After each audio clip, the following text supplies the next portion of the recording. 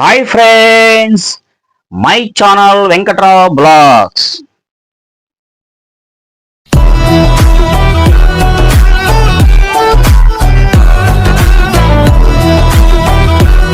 మనకి ఏం కావాలి?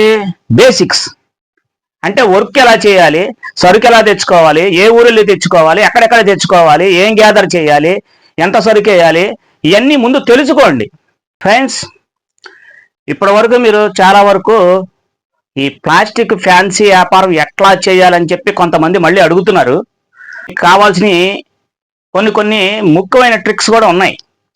అవి చాలా మంది ఫాలో అయ్యారో ఫాలో అవట్లేదో తెలియదు. కొంతమంది వ్యాపారం చేస్తున్నారు, వాళ్ళు రోజు నాకు కామెంట్లు పెడుతున్నారు. థ్యాంక్ యూ మై ఫ్రెండ్స్, మీరు రోజు కామెంట్ పెట్టినందుకు మీకు ఒక థ్యాంక్స్. అయితే ఫ్రెండ్స్, వర్క్ అనేది, పని అనేది చాలా జాగ్రత్తగా చేసుకోండి. మీరు తెచ్చుకునే సరుకు నా దగ్గర డబ్బులు ఉన్నాయి, నేను ఎక్కువ పోసేసుకుంటానని మాత్రం ఎప్పుడు అనుకోవద్దు. స్టాక్ ఏమన్నా ఉంటే ఒక మూటలాగా కట్టేసి దాచి పక్కన పెట్టుకోండి ఒక గోతం సంచుల్లో.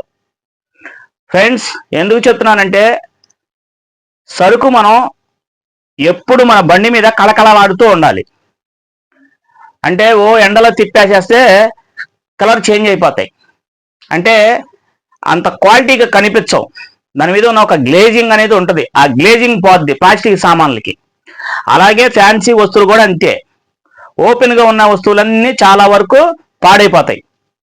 ఈ ఎండాకాలంలో మీరు ముఖ్యంగా తెలుసుకోవాల్సింది ఏంటంటే కొత్తగా ఎవరన్నా వ్యాపారం చెయ్యాలనుకున్న వాళ్ళు, మేము ఎలా వ్యాపారం చేయాలి, మాకు వ్యాపారం చేయటం తెలియట్లేదు, మీరు ఇంకేమైనా సలహా ఇస్తారని చెప్పి చాలామంది ఫ్రెండ్స్ నన్ను కామెంట్లో చాలామంది అడుగుతున్నారు, ఇప్పటికీ ఈ రోజుకి కూడా.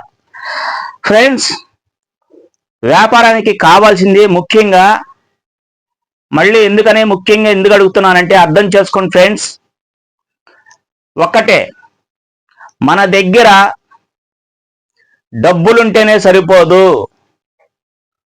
మనం ఆరోగ్యంగా ఉండాలి, తిరుగు చేసుకునే సత్తా మన దగ్గర ఉండాలి. దానికి ఓకే అయ్యి ఎక్కువ అప్పు చేయొద్దు ఎవరి దగ్గర. మీ దగ్గర డబ్బులు లేవు అనుకుంటే ఒక 10,000 రూపాయలు మాత్రమే అప్పు చేయండి. 10,000 రూపాయలతో సరిపోద్ది, 5,000 రూపాయలతో కూడా సరిపోద్ది, కానీ కొంచెం డౌన్గా ఉంటుంది. అసలు తెలియని వాళ్ళకి మాత్రమే చెప్తున్నాను ఫ్రెండ్స్. కొత్తగా ఎవరన్నా మళ్ళీ వ్యాపారం చేయదలుచుకుంటే, మీరు మనం ఉన్న వెనక వీడియోలు అన్నీ, పాత వీడియోలో వెనకాల వ్యాపారం ఎట్లా చేయాలి ఏంటి అని చెప్పాను. ఆ వీడియో వద్దకు ఒకసారి వెళ్ళి మొత్తం పరీక్షగా చూడండి, నేనేం చెప్పాను ఏంటి అనేది. సరే ఫ్రెండ్స్, మళ్ళీ టాపిక్లోకి వచ్చేద్దాం. మీరు సరుకంతా కొనుగోలు చేసి ఒక బండి మీద పోసేసుకొని, అంటే శుభ్రంగా చదురుకోవాలి, కుప్పలా పొయ్యొద్దు, శుభ్రంగా చదురుకోండి. కొత్త వారికి మాత్రమే చెప్తున్నా, సీనియర్స్కి కాదండి, కొత్త వారికే మాత్రం చెప్తున్నాను. మీరు చేయాల్సిందల్లా ప్రతి ఐటెంకి మీరు అవసరం వస్తే ఆ మైనింగ్ కవర్ వెనకాల గుర్తులు పెట్టుకోండి, ఏమన్నా రాసుకోండి, ఎంత పడింది ఏంటి అంటే. తెలియని వాళ్ళకి మాత్రమే. ముందుగా తెలిస్తే పర్లేదు, తెలియకపోతే ఆ ట్రిక్ ఫాలో అయ్యి అది ఎంత కమ్మాలో ఏంటి అనేది మీరే తెలుసుకోవాలి. కొన్ని రేట్లు ఆల్రెడీ వెనక వీడియోలో చెప్పాను కదా, ఆ వీడియోని ఫాలో అవ్వండి ఫ్రెండ్స్. మీరు ఆ పద్ధతులు పాటించి డబ్బులు, తోపుడు బండి, మీరు చక్కగా ఆరోగ్యంగా ఉండాలి, ఏ వ్యసనాలు ఉండకూడదు. మీకేమన్నా ఇలాంటివి ఉంటే వ్యాపారంలో మాత్రం ఎవ్వరు ఇలాంటివి ఏమీ చెయ్యొద్దు. కొత్తగా వచ్చే వారికి మాత్రమే చెప్తున్నా, సీనియర్స్కి కాదండి. వాడు ఆల్రెడీ అనుభవజ్ఞులు కాబట్టి, వాళ్ళకి అన్నీ తెలుసు కాబట్టి మనమేం వాళ్ళకి చెప్పక్కర్లా. వాళ్ళ ఆల్రెడీ మనకే చెప్పేంత ఇది వాళ్ళ సీనియర్టీ వాళ్ళ దగ్గర ఉంటుంది. బండి మీద సరుకును ఫుల్గా చదురుకొని, ముందు కొంచెం స్లోగా అనమాట, అంటే ఒకేసారి స్పీడ్గా మీరు వెళ్ళలేరు కాబట్టి కొంచెం సరుకు పెట్టుకొని నిదానంగా అమ్మడం మొదలు పెట్టండి. అసలు నాకు తెలియదురా బాబు అన్న వాళ్ళకి మాత్రమే, కొత్త వారికి మాత్రమే. ఈ సొంత వ్యాపారం అనేది, ఈ చిరు వ్యాపారం అనేది మిమ్మల్ని బతికిస్తుంది. ప్లాస్టిక్ అండ్ ఫ్యాన్సీ మిమ్మల్ని బతికిస్తుంది. బట్టలు కూడా మార్చిపోవు, మనం నీట్గానే ఉంటాం, శుభ్రంగానే ఉంటాము. కానీ కొంచెం కష్టంగా అన్ని సందులు తిరగాల్సి ఉంటుంది. మీరు ఆ విధంగా కొత్తవారు కొద్దిగా సరుకు పెట్టుకొని నిదానంగా రేట్లు తెలుసుకోండి. ముందు ఒకరోజు నష్టమైనా పర్వాలేదు.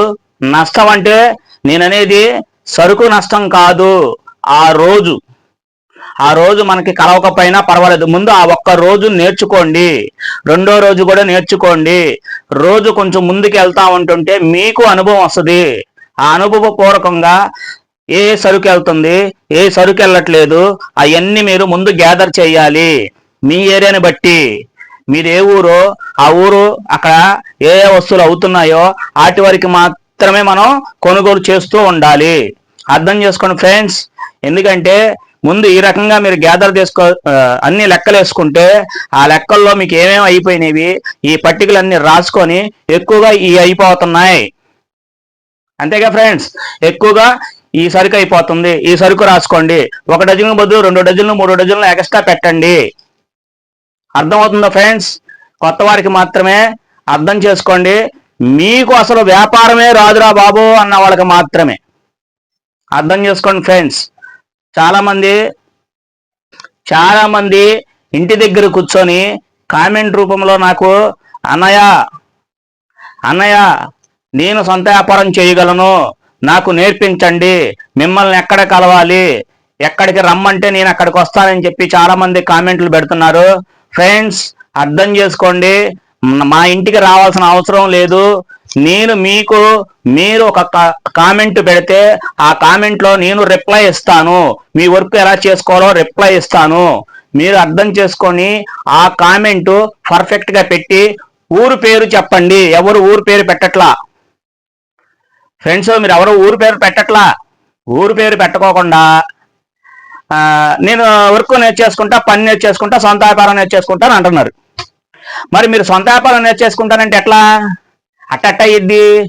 ముందు మనకి ఏం కావాలి? బేసిక్స్. అంటే వర్క్ ఎలా చేయాలి, సరుకు ఎలా తెచ్చుకోవాలి, ఏ ఊరిలో తెచ్చుకోవాలి, ఎక్కడెక్కడ తెచ్చుకోవాలి, ఏం గ్యాదర్ చేయాలి, ఎంత సరుకు వేయాలి, ఇవన్నీ ముందు తెలుసుకోండి. సమయం ఇదేం కాదు. చాలా మంది మన షాపులకు వెళ్ళిపోయి 1 టౌన్ షాపులకు వెళ్ళి మొత్తం తిరిగారు. అంట్లో షాపుల వాళ్ళు కూడా చాలా మంది నన్ను అడిగారు. ఈ పూట కూడా ఒక 2 షాపులకు వెళ్ళిన ఆ షాపుల వాళ్ళు కూడా అడిగారు నన్ను ఇప్పటికి కూడా. ఏమన్నా అన్నయ్య మీరు యూట్యూబ్ ఛానల్ పెట్టారంట కదా, బాగా చెప్తున్నారు అది అని చెప్పారు. Okay, thanks my friends. వాళ్ళకి కూడా థ్యాంక్స్ చెప్పాను. ఫ్రెండ్స్ ఒక్కటే, మీరు ఓపిక్గా అన్ని వీడియోలు చూడండి, మీకు ముఖ్యమైన వీడియోలు చూడండి. చూసి పని ఎలా మొదలు పెట్టాలి, దాని బేసిక్, అవి ఎక్కడి నుంచి సేకరించాలి, ఎంతెంత రేట్లు పడుతున్నాయి, ఈ ముందు మీరు గమనించండి. చెప్తాను నేను. ముందు అవి గమనించండి. ముందు సరుకు తెచ్చేసుకొని ఇంట్లో పోసేసుకొని వద్దు. ముందు గమనించండి, ఒక రోజు గమనించండి, రెండో రోజు వెళ్ళండి, అప్పుడు సరుకు తెచ్చుకోండి, నిదానంగా చెయ్యండి. మీకు అసలు ఏ పని లేకపోతే ఈ పని మీకు నెంబర్ 1. 100 మంది 100 రకాలుగా అనుకుంటారు. అవి పట్టించుకోపాకండి, మీకు అనవసరం. ఇంటోళ్ళు పక్కోళ్ళు వీడేంట్రా తోపుడు బండి వేసుకుంటున్నారని చెప్పి 100 మంది 100 రకాలుగా అంటారు. అవి వద్దు, అవి వదిలేసేయండి. మీరు దిగిపోండి. మీరు చెయ్యాలనుకుంటేనే, నేను చెప్పాను కాదు, మీరు చెయ్యాలనుకుంటేనే దిగిపోండి. దిగి ఈ విధంగా నేను వెనక చెప్పినట్టు అన్ని ముందు చెప్తున్నా. సారీ, కొంచెం లెంగ్త్ ముందు వెళ్తుంది ఫ్రెండ్స్. మీరు అర్థం చేసుకొని ఆడవాళ్ళైనా మగవాళ్ళైనా కామెంట్ చెప్పి మీ ఊరు పేరు చెప్తే మీకు నేను సలహా రిప్లై ఇస్తానని చెప్పి ఇందాకడే చెప్పాను, మళ్ళీ చెప్తా. ఉపయోగకరంగా ఉంటది. ఏ ఊరు వాళ్ళైనా సరే. కొంతమంది ఫిజికల్ గా కూడా అడుగుతున్నారు. ఫిజికల్ గా అనేవాళ్ళు కాళ్ళు చేతులు ఉంటేనే మనం తోపుడు బండి తొయ్యగలము. 3 చక్రాల బండి మళ్ళీ ఒకసారి చెప్పారు, మళ్ళీ ఇంతవరకు ఎవరు చేయలేదు. మీరు ఫిజికల్ గా హ్యాండీక్రాఫ్ట్ అయితే నాకు కంపల్సరీ మళ్ళీ ఒకసారి మెసేజ్ చేయి, నేను మీకు రిప్లై ఇస్తున్నా. రిప్లై ఇస్తే మీరు ఆ రిప్లైకి మళ్ళీ మీరు కామెంట్ పెట్టట్లా.